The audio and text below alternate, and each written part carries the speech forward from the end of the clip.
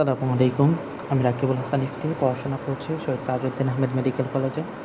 তো আজকে আমরা দেখব হচ্ছে টনিসিটি। তো টনিসিটি পড়ার আগে আমরা একটু অসমোলারিটি ব্যাপারটা একটু আলোচনা করা দরকার, কারণ টনিসিটি আর অসমোলারিটি কনসেপ্ট দুইটা অনেকটা কাছাকাছি। তো অসমোলারিটির ডেফিনিশন কি?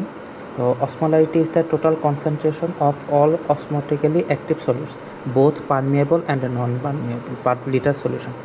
এখন একটা জিনিস দেখি অসমোলারিটির ক্ষেত্রে। অসমোলারিটি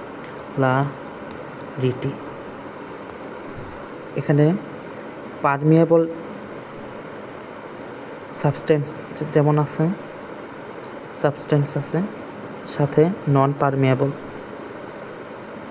সাবস্টেন্সও আছে। তো আর যদি আমি বলি টনিসিটি জিনিসটা কি, এটা হচ্ছে অনেকটা বলতে একদম প্রায় সেম অসমোলারিটির মতোই, কিন্তু পার্থক্যটা হচ্ছে এটা শুধুমাত্র নন পারমিয়েবলের ক্ষেত্রে নন পারমিয়েবল যে সাবস্টেন্সগুলো আছে ওগুলোকে ধরা হয়। আচ্ছা, এখন কোশ্চেন হলো যে কেন?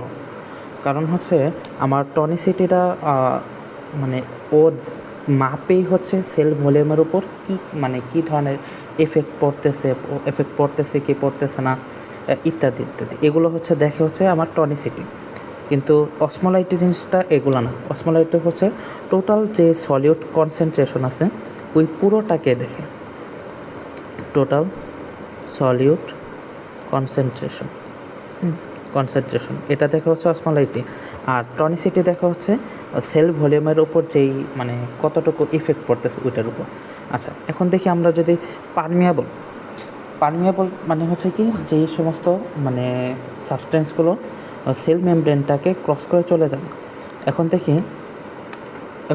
আমার সেল ভলিউমের উপর কোন সাবস্টেন্সগুলো এফেক্ট করবে, যেগুলো নাকি নন পারমিয়েবল, অর্থাৎ সেল ভলিউম বা সেল মেমব্রেন থেকে বের হতে পারে না। পারমিয়েবল অর্থাৎ যেগুলো নাকি বের হয়ে গেছে ওগুলো তো আর সেল ভলিউমের উপর কোনো প্রকার এফেক্ট করবে না, বুঝছি? তো এই কারণে মূলত টনিসিটির কনসেপ্টটা হচ্ছে শুধুমাত্র নন পারমিয়েবল সাবস্টেন্সের ক্ষেত্রেই এটা স্পেশাল। তো এখন দেখি আমার টনিসিটি এটা আবার 3 প্রকার হতে পারে। কি? একটা হচ্ছে হাইপোটনিক,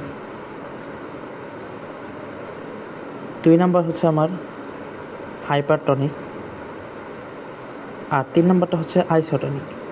আচ্ছা, তো এর আগে আমরা একটা জিনিস মনে রাখবো যে আমাদের প্লাজমা যেই টনিসিটিটা আছে এই মানটা মনে রাখতে হবে। প্লাজমার টনিসিটি এটা হচ্ছে আমার 280 থেকে 300 মিলি অসমোল পার লিটার। আচ্ছা, এখন দেখি আমরা এই প্রকারে আসবো। হাইপোটনিক কোনটা?